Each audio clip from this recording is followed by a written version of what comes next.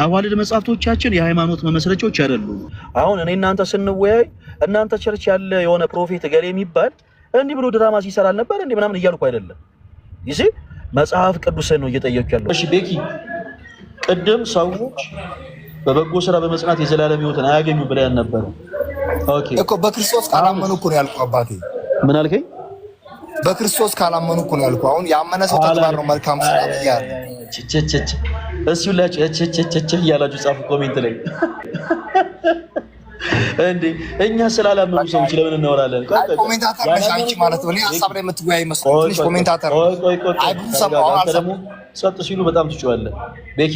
እኛ በመጀመሪያ ስላመኑ ሰዎች ነው። ቆይ ተረጋጋ። ስላላመኑ ሰዎች አላወራንም። ያላመኑ ሰዎች የዮሐንስ ወንጌል ምዕራፍ 15 ቁጥር 6 ላይ ገደለን። በቃ በእኔ የማይኖር ቢሆን እንደ ቅርንጫፍ ወደ ውጭ ይጣላል፣ እነርሱን ሰብስበው ለሰጠት ጥሏቸዋል፣ ያቃጥሉማቸዋል አለ። አጭርና ግልጽ። በክርስቶስ ያላመነ ሰው ከክርስቶስ ጋር እድል ፈንታ የለውም ብለን ጨረስን። አሁን እያወራን ያለነው ግን በክርስቶስ አምነው መልካም ፍሬ ስለሚያፈሩ፣ በክርስቶስ አምነው መልካም ፍሬ ስለማያፈሩ ከኛ ከክርስቲያኖች ጋር ስትወሩ ቤኪ በጣም ጥንቃቄ ያስፈልጋል። ምን ነው በመጽሐፍ ቅዱስ ማስረጃ ነው። ቆይ ተረጋጋ። አይፋኒ በቃ አንቺ ላሪከር ምን ሆነ ነው? ስሜትን ተቆጣጣ። ለምን ወጣ ቤኪ? ቢንጎ። ሁላችሁም ኮሜንት ላይ ቢንጎ እያላችሁ ጻፉ። ልክ ነህ። ቅድም ያነሳው ሀሳብ ልክ ነህ። አሁን ኔጋቲቭ ሀሳብ አስተል ያልኩ አይደለም እኮ ልክ ነህ። ያን ዶክትሪን አለመሆኑን መናገር ጥሩ ነው። ቴንኪው ያልኩ ነው። እሺ እሺ። እኔ ግን ትንሽ ጥያቄ ያለኝ እንዴት ነው ድህነት ከሚሆኑ ሀሳቦች? እኔ አሁን ለምሳሌ ብዙ አንብቤ አላውቅም እንደዚህ ገድላት ማርያምና፣ ግን ከጎረቤቴ አንድ ያየኋት መጽሐፍ ነበረች ትንሽ እየዋለኝ እና እኔ በደንብ ቦታውን ባላቅ ይቅርታ፣ እኔ ሙዚቀኛ ነኝ። ሙዚቀኛ ስል የእግዚአብሔርን ቃል አላውቅም ሳይሆን እንደው በደንብ ዲቤት ለማድረግ ያክል አይነት እውቀት የለኝም። ግን ያንስቼ ማለት ነገር አንድ ነገር አንብቤ ያለው እነዚህ ገድላት መጽሐፍ ላይ ያሉ ሀሳቦች ልክ እንደታመረ ምናምን ያሉ ሀሳቦች እንደ ማንኛውም ኢያሱ በገባውን ፀሐይ እንዳቆመ ሙሴ ባህር እንደከፈለ አይነት ነገር ናቸው ብለኝ በተነገረኝ አምናለሁ፣ እቀበላለሁ። እንደዚህ አይነት ሀሳቦችንም ችግር የለውም። ግን ምንድነው ከድህነት ጋር የሚስተካከሉ ወይንም የድህነትን ቦታ የሚተኩ አንዳንድ ተአምራቶችና ጽሁፎች አሉ ድርሳናት ላይ ቤኪ። በመጀመሪያ ስለዚህ ስለ ድህነት እናውራ። አሁን ቅድም እንዳልኩ በአዋልድ መጽሐፍቶች ዙሪያ ፕሊስ እባክህ ብዙ ግልጽ የሆነ ሀሳብ ሆኖ ሳለ ነገሩ ላይ በጣም ብዙ ሰዓት ባንፈጅበት ደስ ይለኛል። አዋልድ መጽሐፍቶቻችን የሃይማኖት መመስረቾች አይደሉም። ለምሳሌ እኔ እናንተ የምንለያየው በመጽሐፍ ቅዱስ ትምህርት ነው። ለምሳሌ በሳልቬሽን ትምህርቱ ዙሪያ እኔ እናንተ ትምህርታችን መቼ አንድ ሆነና ነው አዋልድ መጽሐፍት ላይ የጎረቤት የሆነ መጽሐፍ ላይ እንደዚህ የሚል ነገር አገኘው የምትለኝ ነው። ስለዚህ በመጀመሪያ በጣም የምንለያይበት ትምህርት አለ። ለምሳሌ ነገረ ድነት የነገረ ድነት ትምህርታችን መጽሐፍ ቅዱስ የነበረ ታምናለህ? በመጀመሪያ ለምሳሌ ቤኪ አሁኛ በእምነት ነው ምንድነው ብለን እናስባለን። ከዛ በኋላ ኦርቶዶክስ ቤተክርስቲያን በነገረ ድነት ትምህርት ዙሪያ ያላት ትምህርት መጽሐፍ ቅዱሳዊ ነው ብለህ ታምናለህ ወንድማችን ቤኪ? አሁን ይሰማል። ትምህርታችን መጽሐፍ ቅዱሳዊ ነው ብለህ ታምናለህ? በሳልቬሽን ዙሪያ ያለን ትምህርት እኔ አይደለም የኦርቶዶክስን አይደለም ብዬ ነው ማምነው። ለምን ካልከኝ እሺ እቺን ብቻ ሐሳብ ልናገር ፈለኝ። እኔ ልክ አልሆንኩ ትመልሰኛለህ። 20 ሰከንድ ባወራ ነው እንትን እንደነገርኩ። አሁን ለምሳሌ አንድ ያነበብኳትን ቨርስ ልንገር። ስላንቺ መጽሐፍን የጻፈ ወይንም ያጻፈ አሁን ስሙን በህይወት መዝገብ ላይ የሳልቬሽን ትምህርታችን አይደለም። ይሲ አሁን ይኸውልህ የመለስክልኝ መልስ ሌላ፣ ከዛ በኋላ ደግሞ የምታወራው ነገር ደግሞ ሌላ ነው። የድህነት አይነት ወሬ ሲያወሩት ነው የድህነት አይነት ጽሑፍ አይችልም ፈልዬ። የሳልቬሽን ትምህርታችን መጀመሪያ ወደ አዋልድ መጽሐፍቶች ከመሄድ በፊት ቤኪ በደንብ አድርገህ አዳምጠኝ እንጂ በመጽሐፍ ላይ ያለው የሳልቬሽን ትምህርታችን የኛና የፕሮቴስታንቶች ሰማይና ምድር ነው፣ የተለያየ ነው። በመጀመሪያ ያ ትምህርታችን በራሱ አንተ መጽሐፍ ቅዱሳዊ ነው ብለህ ታምናለህ ወይ ነው። እኛ መጽሐፍ ቅዱስን መሰረት አድርገን የምናስተምረው የነገረ ድነት ትምህርት መጽሐፍ ቅዱሳዊ ነው ብለህ ታምናለህ ወንድማችን ቤኪ? በመጀመሪያ የእናንተ ነው የፕሮቴስታንቱን ነው? የኛ ነው የጠየቁ። እኔ ኦርቶዶክስን እንዴት ላቀው ይችላል? እኔ ስላለሁበት እምነት ነው በደንብ መናገር የምችለው። ስለዚህ አሁን ይኸውልህ በቃ ስለማታውቃቸው ነገሮች ያወራን ጊዜ ባንፈጅ ጥሩ ነው። አሁን ምን አለ መሰለህ ለመጨረሻ ጊዜ እድሉ ልስጥ። ሐሳቡን ተረዳው ቤኪ። የምታነሳቸውን ሐሳቦች ለጊዜው ካልተዘጋጀ ዛሬ ማውራት ግዴታ አይደለም።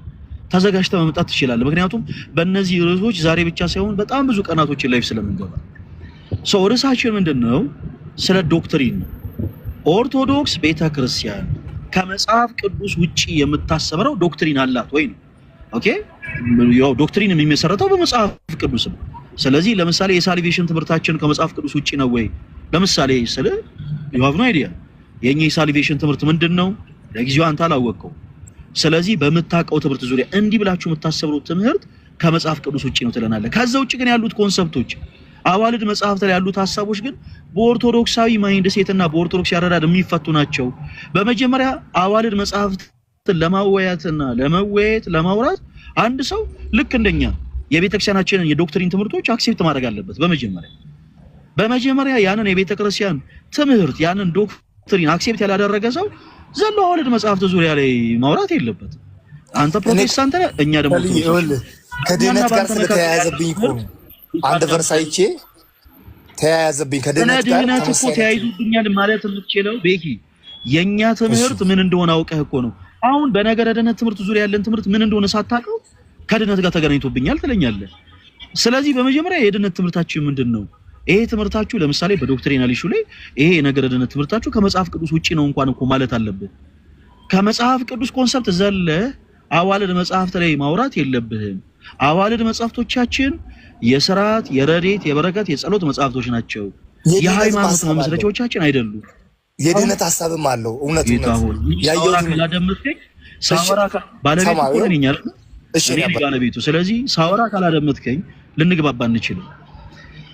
ሁላችሁም እዚህ ውስጥ ያላችሁ እህቶች ወንድሞች በደንብ አድርጋችሁ አዳምጡኝ። አዋልድ መጽሐፍቶቻችን የሃይማኖት መመስረቻዎች አይደሉም። ለምሳሌ ሳልቬሽን እናንሳ። የቤተ ክርስቲያናችን የነገረ ድህነት ትምህርት የሚነሳው ከታምረ ማርያም አይደለም፣ ከድርሳነ ሚካኤል አይደለም፣ ከድርሳነ ገብርኤል አይደለም፣ ከሌሎች መጽሐፍቶች ከገድለ ተክለ ሃይማኖት አይደለም። የነገረ ድህነት ትምህርታችን የሚነሳው ከመጽሐፍ ቅዱስ ነው። ሌሎች መጽሐፍቶቻችን ግን መጽሐፍ ቅዱስን መሰረት አድርገው የተጻፉ መጽሐፍቶች ናቸው። ያንን አንድ ሰው ለመረዳት በመጀመሪያ ኦርቶዶክሳዊ ማይንድ ሴትና ኦርቶዶክስ ያረዳድን ሊጠይቅ ይገባል ነው መጀመሪያ። ስለዚህ በአዋልድ መጽሐፍት ስናወራ አንድ ሰው በመጀመሪያ የኦርቶዶክስ ቤተክርስቲያን የዶክትሪን ትምህርቷን አክሴፕት ሊያደርግ ይገባል። ኦኬ ምን እናወራው ከፕሮቴስታንቶች ጋር ከሆነስ ከፕሮቴስታንቶች ጋር ስናወራ ምን ለያየው በታምረ ማርያም አይደለም ነው ትልቁ ፖይንት። እኛና ፕሮቴስታንቶች ምን ለያየው በታምረ ማርያም አይደለም በመጽሐፍ ቅዱስ ትምህርት ላይ ነው። ለምሳሌ ነገረ ድህነት በሚለው ሐሳብ ላይ ኦርቶዶክስ ቤተክርስቲያን የምታስተምረው ትምህርትና ፕሮቴስታንቶች የሚያስተምሩት ትምህርት በጣም ሰማይና ምድር ነው። በትምህርተ ሥላሴ እንለያያለን፣ በነገረ ክርስቶስ እንለያያለን፣ በነገረ ድህነት እንለያያለን፣ በሌሎችም መጽሐፍ ቅዱስ በሆኑ ኮንሰፕቶች በጣም እንለያያለን። ስለዚህ ከአንድ ፕሮቴስታንት ጋር ስናወራ በመጀመሪያ የምናወራው በመጽሐፍ ቅዱስ ኮንሰፕት ነው። ስለዚህ እያንዳንዱ ፕሮቴስታንት እዚህ ገስ ላይ ገብቶ ይሄ ትምህርታችሁ ከመጽሐፍ ቅዱስ ውጪ ነው ሲል መጽሐፍ ቅዱሳዊ መሰረትን ያደረጉ ዶክትሪኖቻችንን ነው የሚያነሳው እንጂ አዋልድ መጽሐፍቶችን እያነሳን አይደለም የምንኖረው። ምክንያቱም they are not የሃይማኖት መከራከሪያ። ስለዚህ ወንድማችን ቤኪ ሳልቬሽንን አንስታል። ለምሳሌ በሳልቬሽን ዙሪያ ኦርቶዶክስ ቤተክርስቲያን ትምህርቷ ከመጽሐፍ ቅዱስ ውጪ ነው ወይስ ከመጽሐፍ ቅዱስ ውጪም ነው አይደለምም ለማለት ድፍረቱን አላገኝም። ለምን? ትምህርታችን ምን እንደሆነ ገና አላወቅከውም። ስለዚህ ቢያንስ በመጽሐፍ ቅዱስን መሰረት አድርገን የምናስተምረውን ትምህርት እንኳን ልታውቀው ልትረዳ ይገባል። ለምሳሌ እኛ የፕሮቴስታንት ወንድሞቻችን የነገረ ድህነት ትምህርት ከመጽሐፍ ቅዱስ ውጪ ነው የምንለው ቸርች ውስጥ ያሉ ፕሮፌቶች የሚያደርጉትን ልምምድ አይተን አይደለም።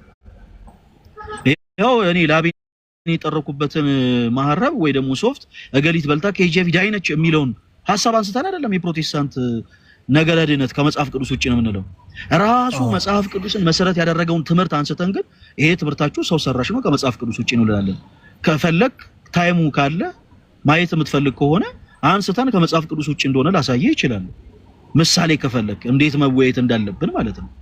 ካልሆነ ግን ለጊዜው ለአሁኑ ካልተዘጋጀ ለሌሎች ፕሮቴስታንት ወንድሞች እድል እሰጣለሁ። እሺ እድል እሰጣቸዋለሁ። እሺ ፈልዬ ነገረ ድህነት ላይ የኦርቶዶክስን ከባይብል ብቻ ነው ማወራው ካልከኝ ደግሞ ከባይብል ብቻ ሁለታችን ምን ሊያይበት ፖይንት ብቻ አስረዳኝ አንተ። እሱም ብቻ ነው ሰምቼ ልውጣ፣ ሌላ ጊዜ በደምብ ብቻ አወራሃለሁ።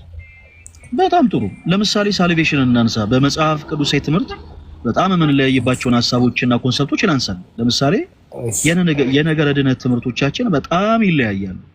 የፕሮቴስታንት ወንድሞቻችን ትምህርት እኛ ክርስቲያኖች ሰው ሰራሽ ትምህርት ነው ብለን እናምናለን። ለምሳሌ በአምስቱ ሶሎች ታምናለህ ወንድማችን ቤኪ?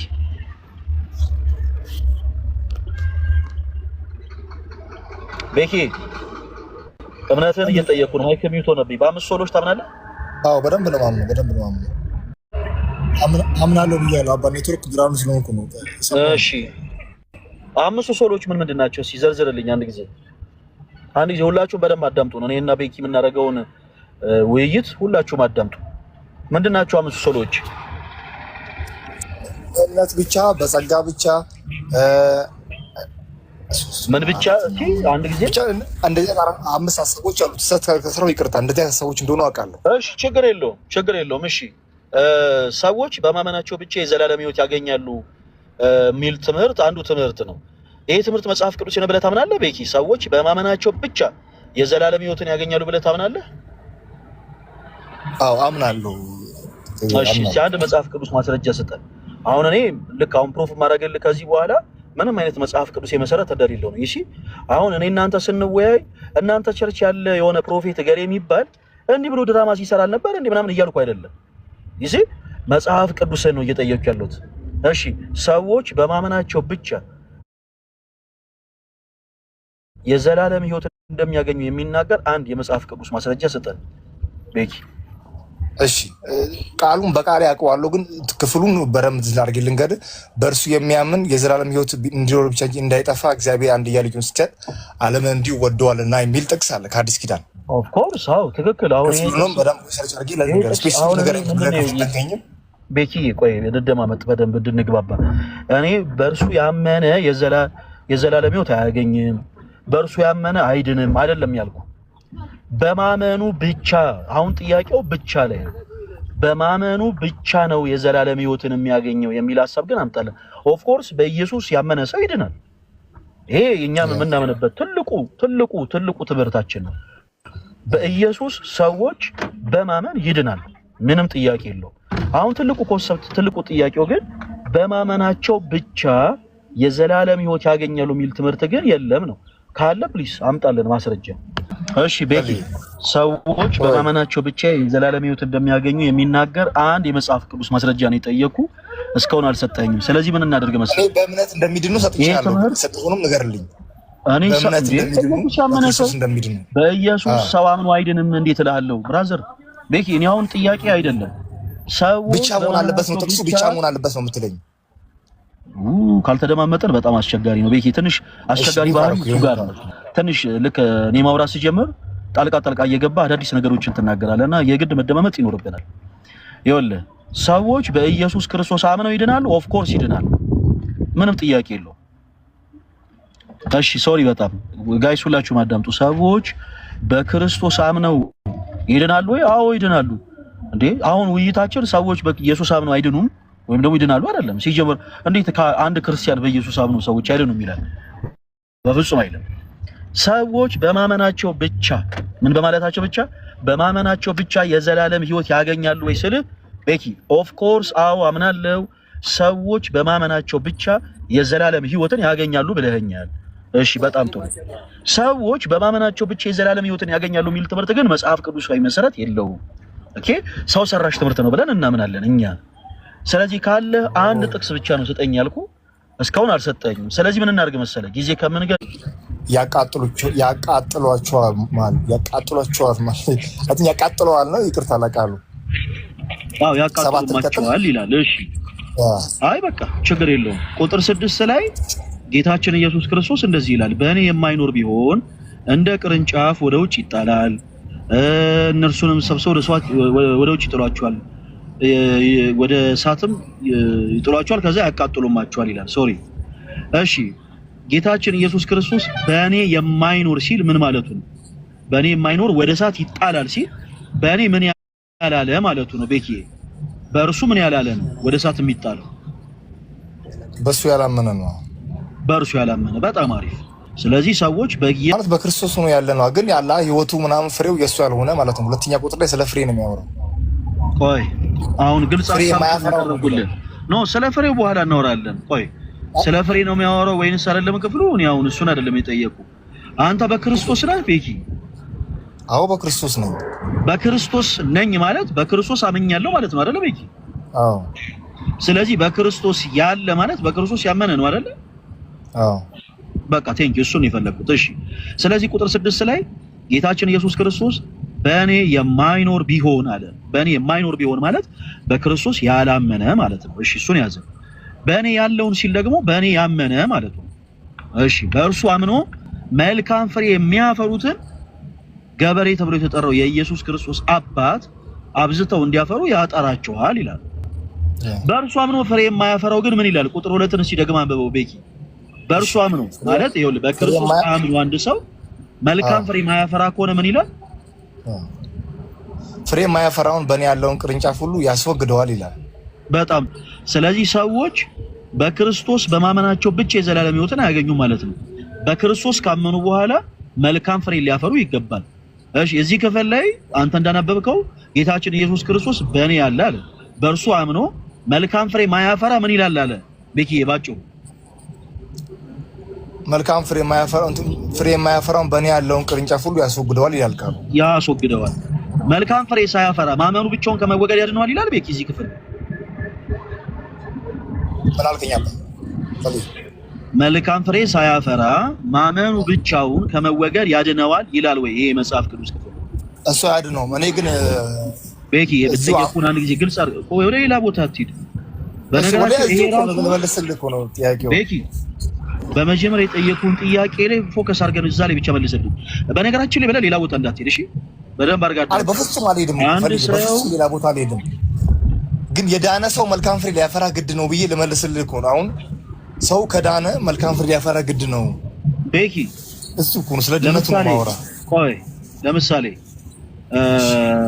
ኢቫንጀሊካል ተብሎ የሚጠሩ ዓለማችን ላይ ያሉ ኢቫንጀሊካል ተብሎ የሚጠሩ ቸርቾች በአጠቃላይ በኢየሱስ ያመኑ መሆናቸውን አንተ ታምናለህ አይደለ? ታምናለህ አይደለ ቤኪ? አዎ አዎ። እሺ ኢትዮጵያ ውስጥ ያለችው መካነ ኢየሱስ በኢየሱስ ታምናለች? አዎ ታምናለች። አሜሪካ ውስጥ ያለችው መካነ ኢየሱስ በኢየሱስ ታምናለች?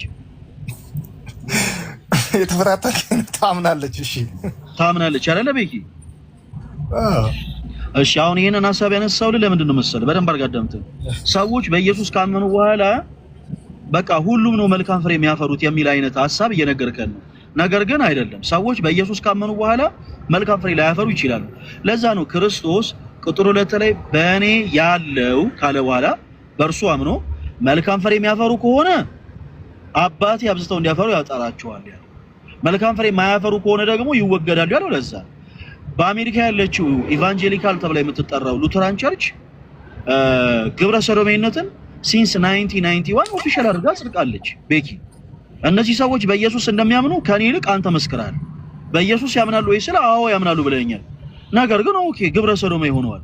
ለምሳሌ ግብረ ሰዶሜ ሆነ አገልጋይ ያላቸው ዌብሳይቱ ላይ ፕሊስ ቤኪ እንደዚህ ሰርች አድርግና ተመልከተው። ቃል በቃል ምን ይላል መሰለ? the evangelical lutheran church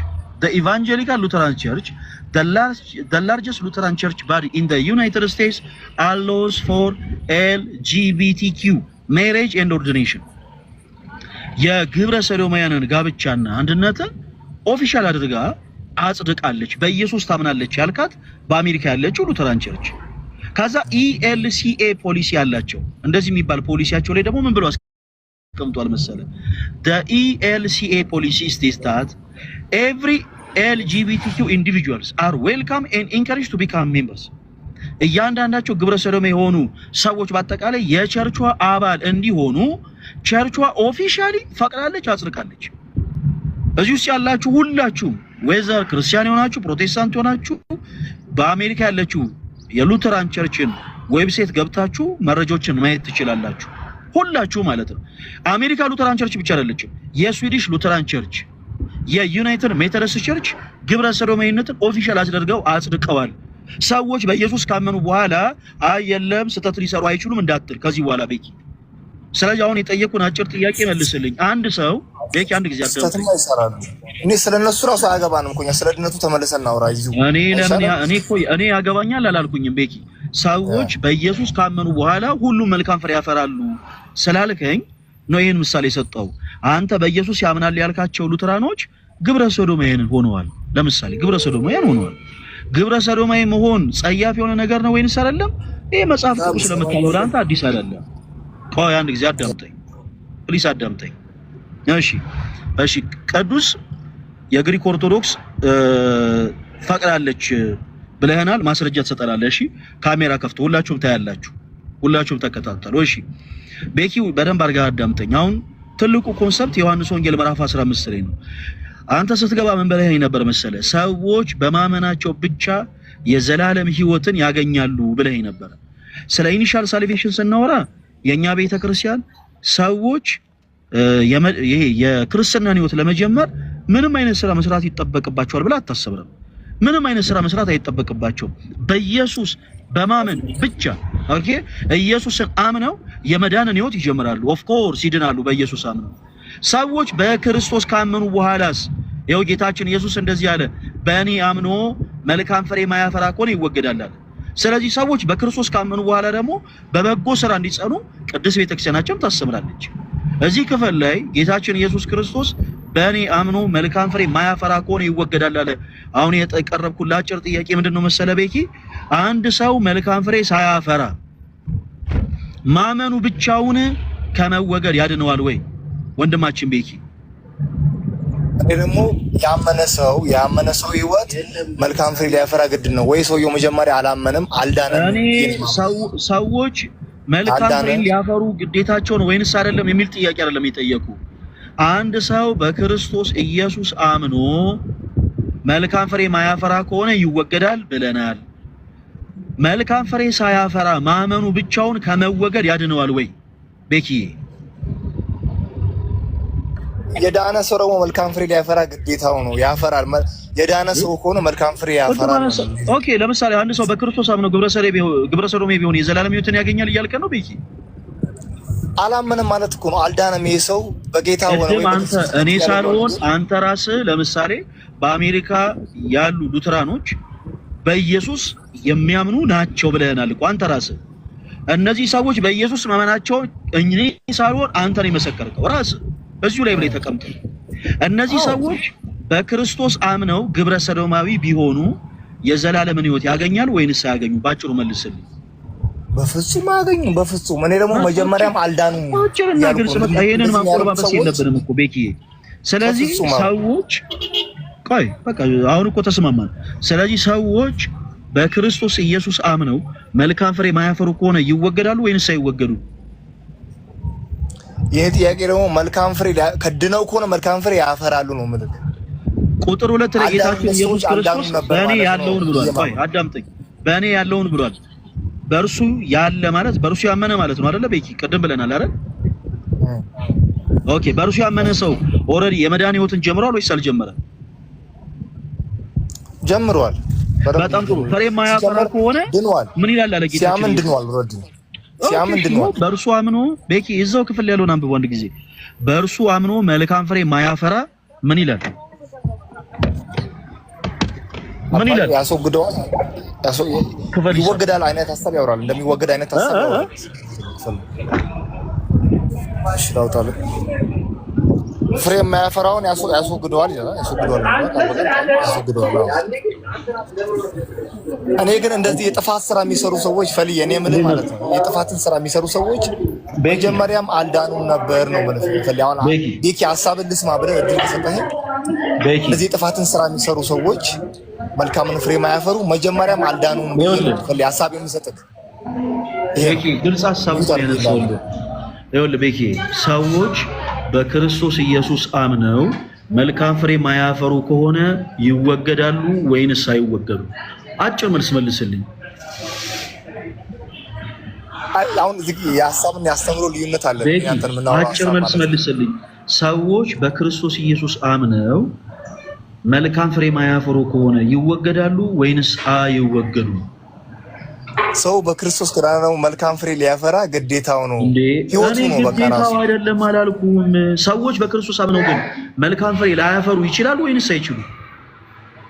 መልካም ፍሬ ማያፈሩ አሉ ወይንስ የሉም? በክርስቶስ አምነው ቤኪ ማይክን ክፈት እንደመልስልኝ እኮ የዳነ ሰው ህይወት ድኛለሁ ከላይ ዳነ ሰው መልካም ፍሬ ነው ያፈራ። የጠየቁን ጥያቄ ብቻ መልስልኝ። ሰዎች በኢየሱስ አምነው መልካም ፍሬ ማያፈሩ አሉ ወይንስ የሉም?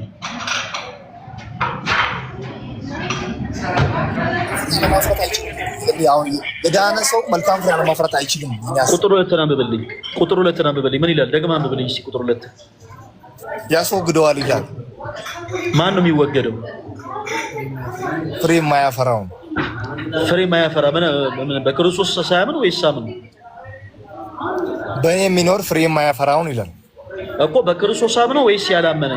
እዚህ ጋር በክርስቶስ ያመነውን ነው ወይንስ ያላመነውን ነው ያለው?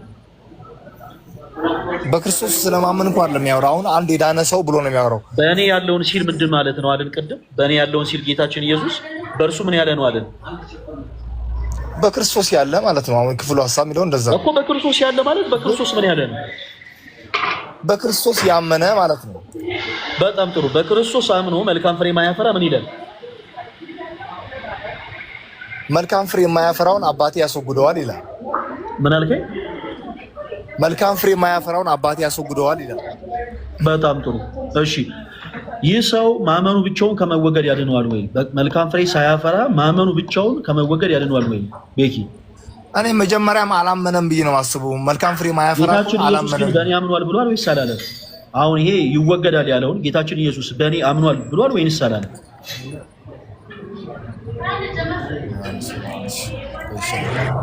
ብሏል ወይስ አላለም? ቤኪ፣ እኔ እኮ በጣም እኮ ነው የሚገርመኝ እኮ። ይሄ እኮ ድፍረት እኮ ነው። ጌታችን ኢየሱስ ክርስቶስ በእኔ ያመነ እያለ በእኔ ያለውን በእኔ ያመነ ብሎ እየተናገረ የግል ኦፒኒየንና ሴት መስጠት በራሱ እኮ የክህደት እኮ ነው። ጌታችን ኢየሱስ ክርስቶስ በእኔ ያመነ ነው፣ በእኔ አምኖ መልካም ፍሬ የማያፈራው ይወገዳል ብሎ እየተናገረ በእኔ ሀሳብና አስተያየት ይሄ በክርስቶስ ያላመነ ነው፣ ገና ከጅምሩም አላመነም ብሎ መናገር ይሄ ክህደት እኮ ነው። ቤኪ፣ የግል አስተያየትና ሀሳብን አትጨምርበት። ክርስቶስ ያለውን ብቻ በቀጥታ ነገር በእርሱ አምኖ መልካም ፍሬ የማያፈራ ይወገዳል ወይስ አይወገድም? ቤኪ፣ እሺ የከፈትኩልኝ። እሺ በደምብ ቃል በቃል አወራ ነው ክፍሉ። እሺ ያው ያነበብነው እኮ ነው። የዮሐንስ ወንጌል ምዕራፍ 15 ቁጥር 2 በእርሱ አምኖ መልካም ፍሬ የማያፈራ ይወገዳል ወይስ አይወገድም? ይወገዳል። እሺ ፍሬ የማያፈራውን በእኔ ያለውን ቅርንጫፍ ሁሉ ያስወግደዋል። የሚያፈራውን ደግሞ አብዝቶ እንዲያፈራ ያጠራዋል። ምን አልከኝ? ይወገዳል። ፍሬ የማያፈራውን በእኔ ያለውን ቅርንጫፍ ሁሉ ያስወግደዋል ይላል። አዎ በክርስቶስ አምኖ ፍሬ የማያፈራው ይወገዳል አይደል ቤኪ? አዎ። በጣም ጥሩ። በቃ ማመኑን እዚህ ጋር እንዳትረሳ። እሺ አሁን ስንቀጥል አምኖ ፍሬ የማያፈራ ከሆነ ይወገዳል ነው ያለው። ሳያምን ሳይሆን አምኖ። እሺ ፍሬ መልካም ፍሬ የማያፈራ ሰው ማመኑ ብቻውን ከመወገድ ያድነዋል ወይ? ምን አልከኝ አባ? መልካም ፍሬ የማያፈራው ሰው በክርስቶስ ማመኑ ብቻውን ከመወገድ ያድነዋል ወይ? ቤኪ ጥያቄውን ደግሞ ጠይቀኛል። ጌታ ሆይ ቤኪ መጽሐፍ ቅዱስን እስኪ አንድ ጊዜ እንደውም ሌሎች ጥቅሶችን አንድ ጊዜ ልጨምርልህ። የያዕቆብ መልእክት ምዕራፍ 2 ቁጥር 14 አንድ ጊዜ ያወጣል።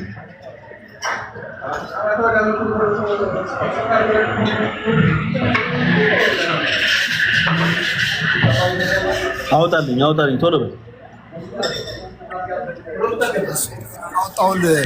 ኢየሱስ ክርስቶስ በመስቀል ሆኖ ስለገባው ሰውዬ ምን ያክል እውቀት አለ ወይ? ምን ትለኛለህ ስለሱ? ዛሬ በእውነት ከኔ ጋር በገነት ስላለው ምንም ስራ ሳይሰራ ምንም ችግር የለውም መስቀል ላይ ሆኖ ስላመነው። ኧረ እኔ አወራሃለሁ፣ ችግር የለውም ቤኪ። እኔ እዚሁ ያለው አይደለ በመጀመሪያውን ያነሳነውን ጥቅስ አንድ ጊዜ እንጨርስ። ወደ ሌላ ሀሳብ መሮጥ እኮ ምንም አስፈላጊ አይደለም። ሁለት ግራ ላይ ሌላ ሀሳብ ተያያዥነት ያለው ሀሳብ ነው። አንተ ይኸውልህ ጥቅስ የምትጠቅሰው የሚያግዝን ክፍል አይደለ? የሚያግዝን ክፍል ነው ጥቅስ የምትጠቅሰው። እኔም ኢየሱስ ጋር በመስቀል ሆኖ ምንም ስራ ሳይሰራ ወንበዴ ነበር ሰው አምኖ ገብቶ ነው ያልኩህ እኮ። ለምን ጥቅስ ትጠቅሳለህ አላልኩህም? እኔ የያዝነውን ሀሳብ እንጨርስ። ሁለት ግራ ላይ ደግሞ ወደዛ ባይወጣም ነው እንችላለን። ከዚህ ክፍሳት ቅዱስ እታች ወረድ። አንተ ድል ሳይሰጥ ማይክ የምትከፍት ከሆነ ከዚህ በኋላ እንደዚህ ነው ማስወረድ። እሺ ቤኪ፣ አሁን ያልኩህ ሁለት ግራ ላይ ተብሎ ወደዛ ባይወጣም በመጀመሪያ የያዝነውን ሀሳብ እንጨርስ። ያዕቆብ መልእክት ቁጥር 14 አንድ ጊዜ ያወጣልኝ። እኔ እኮ የምትለኝ እንዳለ ያወጣው። እኔም ደግሞ መሀል ላይ የምጠይቅ የሚያግዘኝን ሀሳብ ስጠይቅ አንተ መልስ። በመጀመሪያ የያዝነውን እንጨርስ ቤኪ። ጌታ ሆይ እኔ እሺ ያዕቆብ ስንት?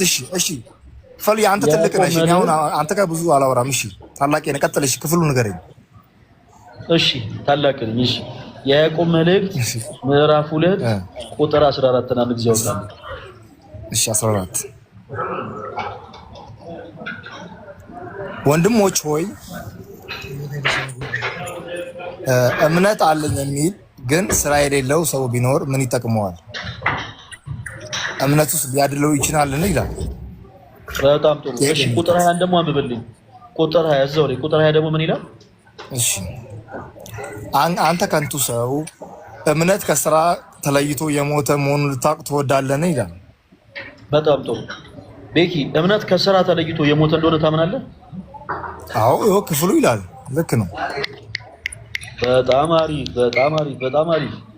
እሺ ቁጥር 14 ላይ ደግሞ ከፍ ብሎ ወንድሞች ሆይ እምነት አለኝ የሚል ስራ ግን የሌለው ሰው ቢኖር እምነቱ ምን ይጠቅመዋል ይላል አይደለ? በጣም ጥሩ። ስለዚህ ማመኑ ብቻውን መልካም ስራ ማይሰራ ከሆነ አይጠቅመውም ማለት ነው አይደለ? ቤኪ አዎ እኮ ቤዚ ያርገበት ያመነበት ነገር ይወስነዋል። ሰው ያመነበት ነገር ነው የሚኖረው የሚሰራው አይደለ? በጣም በክርስቶስ ሲያምን መልካም ስራ ሊያደርግ ግዴታው ነው።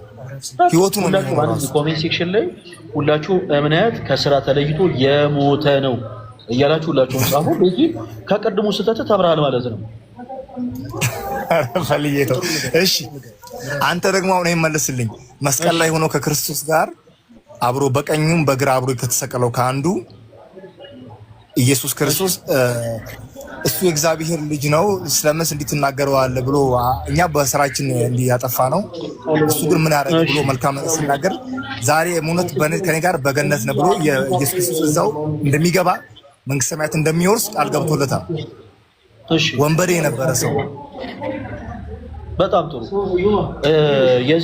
የዚህን ሰው ሐሳብ አሁን ለምሳሌ ያነሳው ሰዎች በማመናቸው ብቻ የዘላለም ህይወትን ያገኛሉ የሚልን ጽንሰ ሐሳብ ለመናገር ከሆነ ፈጽሞ አይገናኙም። ለምን? ሁለት ሐሳቦችን አነሳለሁ። አንደኛ አንድ ሰው በክርስቶስ ካመነ በኋላ መልካም ስራዎችን ለመስራት የተወሰኑ ጊዜያቶችን በህይወት መቆየት ይኖርበታል። ለምሳሌ እንበልና ፈለገ አትናቴዎስ ለምሳሌ ዛሬ በክርስቶስ ኢየሱስ አመነ እና ዛሬ ወዲያውኑ ለምሳሌ አረፈ፣ ወደ አባቱ ወደ ክርስቶስ ዘንድ ሄደ። ስለዚህ መልካም ስራን የሚሰራበትን እድሜ ራሱ ባለማግኘቱ ያ ሰው በክርስቶስ በማመኑ ኦልሬዲ የመዳንን ህይወት ስለጀመረ ቀጥታ ወደ ክርስቶስ ወደ አባቱ ይሄዳል ብለን እኛ እናምናለን። ሰዎች መልካም ስራን የሚሰሩት በክርስቶስ አምነው ባለው ተከታታይ በተሰጣቸው የእድሜ ጊዜ ታይም ውስጥ አንድ እሱ ነው። ሲቀጥል ደግሞ ያ ሰው ስላመነ ብቻ የዘላለም ህይወትን አላገኘም። በክርስቶስ አምኖ ነበር ወይ? አዎ አምኖ ነበር። ከዛስ ለምሳሌ መስክሯል፣ እኛ ወንበዴዎች ሽፍቶች ነን፣ ይህ ግን ንጹህ ነውር የሌለበት ሰው ነው ብሎ ስለ ክርስቶስ ኢየሱስ መስክሯል። ምን ማለት ነው? ሐዋርያት ሰማዕታት ለኢየሱስ ክርስቶስ ልክ እንደመሰከሩት ያም ሰው በመስቀል ላይ ሆኖ ስለ ጌታችን ስለ ኢየሱስ ክርስቶስ መስክሯል።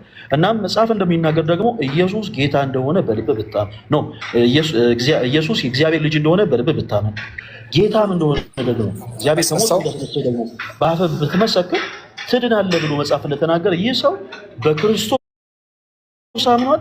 ፕላስ ከእንደገናም ደግሞ ስለ ክርስቶስ ኢየሱስ ጌትነትና ንጽሐ ባሪነት በአንደበቱ መስክሯል። ስለዚህ ይሄ ሰው ማይድንበት ምንም አይነት ሪዝን የለም። ሌላው ደግሞ ለምሳሌ ይሄ ኮንዲሽናል የሆኑ ጉዳዮች አሉ። ቅድም እንዳልኩ ለምሳሌ አንድ ሰው በህመም ላይ ያለ ሰው ድንገት ከመቅጽበት በክርስቶስ ካመነ በኋላ ድንገት በሞት ቢለይ መልካም ስራ ሰርቷል አልሰራም ወደሚል ሰጣ ገባ ውስጥ አንገባ። ለምን? ያ ሰው በመጀመሪያ መልካም ስራ ነው የሚሰራበት ራሱን እድሜን ስላላገኘ ማለት ነው። የክርስትና ህይወት የሚጀምረው በመዳን ምን በማለት በክርስቶስ ኢየሱስ በማመን ቤኪሱን አስምርበት። ኢኒሻል ሳልቬሽን እንለዋለን። እሱ ሰዎች በክርስቶስ ኢየሱስ በማመን የክርስትናን ህይወት ይጀምሩታል። ያ የክርስትና ህይወት የሚጀምረው በመዳን ነው። በመዳን ነው የሚጀምሩት ማለት ኦልሬዲ የመዳንን ህይወት ጀምረውታል እያለ ነው። ስለዚህ በክርስቶስ ያመነ ሰው የመዳንን ህይወት ጀምሯል። ስለዚህ ከዛስ በኋላ ያንን የመዳንን ህይወት ደግሞ በበጎ ስራ በመጽናት ያጸናዋል። ቤኪ በዚህ አጋጣሚ ሰዎች በበጎ ስራ በመጽናት የዘላለም ህይወት እንደሚያገኙ ታምናለህ ወይስ አታምንም? በጎ ስራ እየሰራው እኔ ጸጋው ደግፎኝ ነው እንጂ በጎ ስራ እየሰራው ድነቴን እንደማላጸና ጠየቁ። ጥያቄ አንድ ጊዜ ጸጋው እንደሆነ ነው ማለት የጠየቁን ባጭሩ ብቻ መልስልኝ እባክህ በጌታ።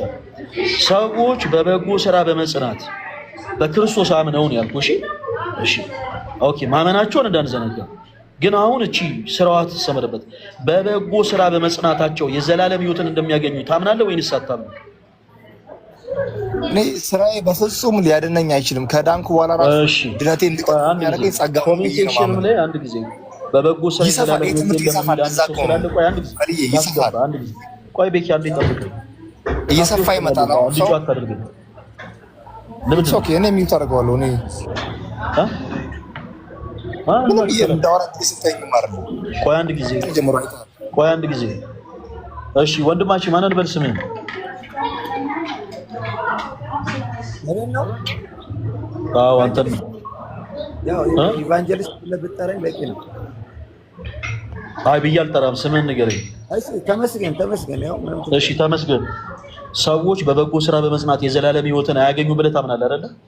አዎ ብያለሁ፣ ያው ጽፌልሃለሁ። በጣም ጥሩ። ሁለታችሁም አሁን በደንብ አድርጋችሁ ታዳምጣላችሁ። ቤኪ መሰጠን የመጽሐፍ ቅዱስ ክፍል ለተመስገን ታነበለታለህ። ቅዱስ ጳውሎስ የተናገረውን ክፍል እናውጣ እስኪ። ሮሚ መጽሐፍን አንድ ጊዜ አውጣለን። ሮሚ ምዕራፍ 2 ሁለታችሁም አውጡ። ቤኪ ማይክን ክፈትና ሮሚ ምዕራፍ 2 አውጡ። የሮሚ መልእክት ምዕራፍ 2 ቶሎ በሉ።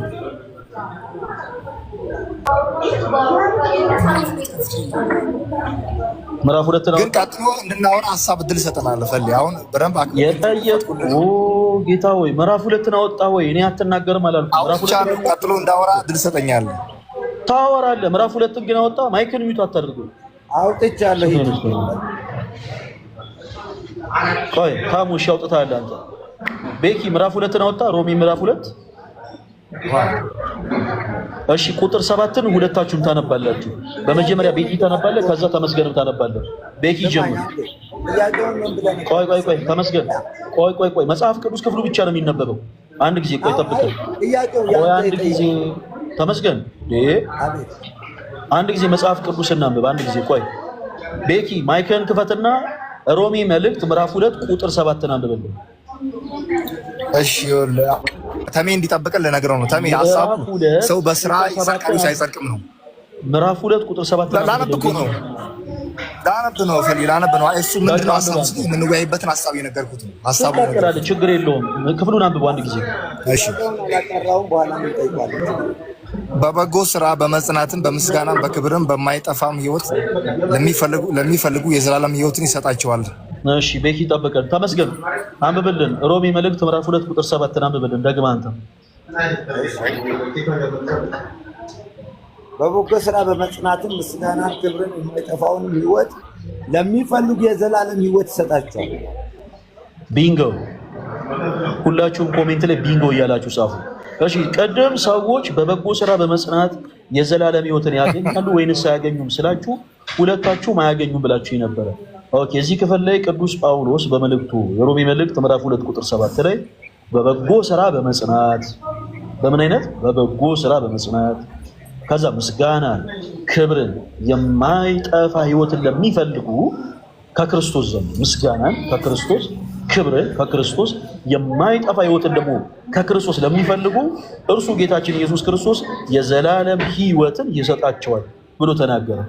ኦኬ ሰዎች በክርስቶስ አምነው በበጎ ስራ በመጽናት የዘላለም ህይወትን ያገኛሉ ወይስ አያገኙም? ተመስገን። አሁንም ከእንደገና በክርስቶስ አምነው ትክክል። ምን አልከኝ? በክርስቶስ አምነው። አዎ ታዲያ ቅዱስ ጳውሎስ እኮ እየተናገረ እኮ ነው። እኔም የጠየቅኩ እኮ ያንን ነው።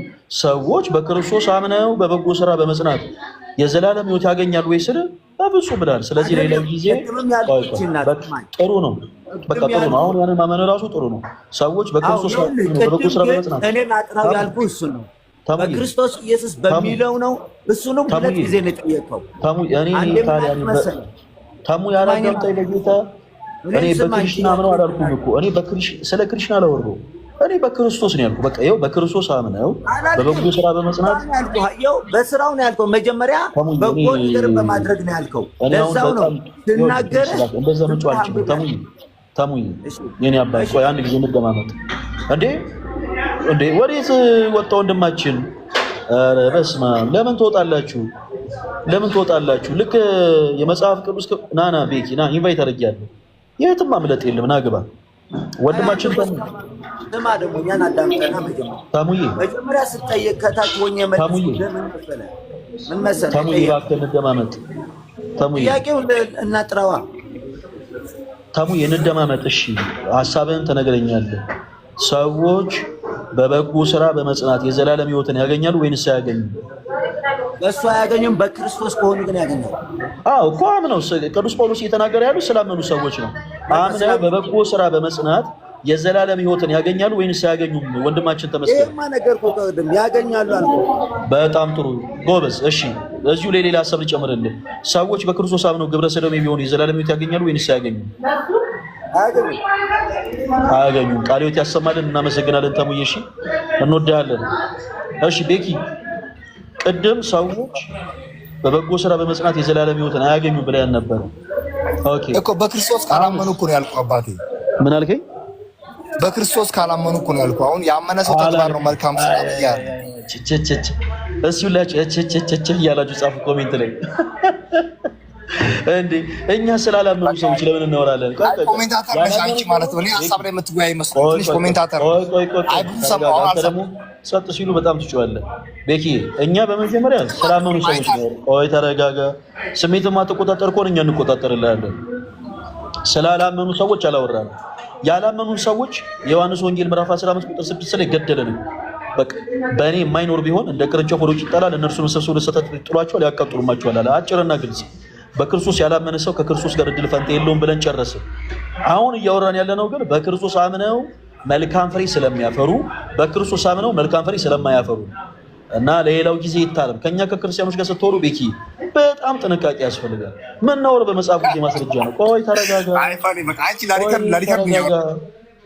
ምን ሆነ ነው? ስሜትን ተቆጣጠር። ለምን ወጣ ቤኪ? እኔ ይኸውላችሁ ምን አለ መሰላችሁ፣ ለምሳሌ አንዳንድ ሀሳቦችን ስንናገር እዚሁ ላይቭ ላይ ስር ኮሜንት ሴክሽን ላይ አሁን ለምሳሌ የተለያዩ ሀሳቦች የሚናገሩ ፕሮቴስታንቶች ወንድሞች አሉ። እንደዛ ቀላል አይደለም። ገስ ላይ ገብቶ ስታወሩ እንደዛ ቀላል አይደለም። ጥንቃቄ ያስፈልጋል። ኦኬ ቀደም ሰዎች በበጎ ስራ በመጽናት በክርስቶስ ያመኑ ሰዎች በበጎ ስራ በመጽናት የዘላለም ህይወትን ያገኛሉ ወይ ብለን ስንጠይቀው አይ ያላመኑ በበጎ ስራ በመጽናት የዘላለም ህይወትን አያገኙ ብሎ አይደለም የመለሰልን። ሲጀመር በበጎ ስራ በመጽናት የዘላለም ህይወት የሚባል ነገር የለም ነው። እና ቅዱስ ጳውሎስ በመልእክቱ በሮሜ መልእክት ምዕራፍ 2 ቁጥር 7 ላይ ምን አለ? በበጎ ስራ በመጽናት ምስጋና ክብርን የማይጠፋ ህይወትን ለሚፈልጉ እርሱ ጌታችን ኢየሱስ ክርስቶስ የዘላለም ህይወት ይሰጣቸዋል አለ። ቅዱስ ጳውሎስ ገና ከጅምሩ የዘላለም ህይወት ይሰጣቸዋል እያለ የተናገረው በነገራችን ላይ ስላመኑ ሰዎች ነው። በክርስቶስ አምነው የመዳን ህይወትን ጀምሮ በበጎ ስራ የሚጸኑ ከሆነ ኦፍ ኮርስ የዘላለም ህይወትን ያገኛሉ። እና ፕሊስ ባካችሁ ከኛ ከክርስቲያኖች ጋር ስትወሩ ጥንቃቄ ያስፈልጋል። ስትገቡ ዝም ብላችሁ እንዳትገቡ። የመጽሐፍ ቅዱስ ጥቅሶች ይኑሯችሁ። መጽሐፍ ቅዱስ የመሰረት ይኑራችሁ። መጽሐፍ ቅዱስ የመሰረት ሳይኖራችሁ ከኛ ጋር ለመውራት የምትገቡ ከሆነ ግን ልክ እንደዚህ ችግር ይፈጠራል። ኦኬ ቀድማችሁ የተናገራችሁት ነገር ተረሱና በሌላ በተቃራኒ ሐሳብ ላይ ትቆማላችሁ። ዞሮ ዞሮ ግን ሁለቱንም ወንድሞች ሳናደንቅ የምናልፈው ነገር ምንድነው? ሁለቱም ወንድሞቻችን በስተመጨረሻ ኦልሬዲ አምነው ነው የወረዱት። እግዚአብሔር የተመሰገነ ይሁን። ሰዎች በክርስቶስ ኢየሱስ አምነው መልካም ፍሬን የማያፈሩ ከሆነ እንደሚወገዱ አምነው ነው የወረዱት ሁለቱ። እግዚአብሔር ይስጣቸው። ሰዎች በክርስቶስ አምነው መልካም ፍሬ የማያፈሩ ከሆነ እንደሚወገዱ ብቻ ሳይሆን በበጎ ስራ ደግሞ የሚጸኑ ሰዎችም ደግሞ የዘላለም ህይወትን እንደሚያገኙ ራሳቸው ከአንደበታቸው ተናግረው ነው የወረዱት። እግዚአብሔር የተመሰገነ ይሁን።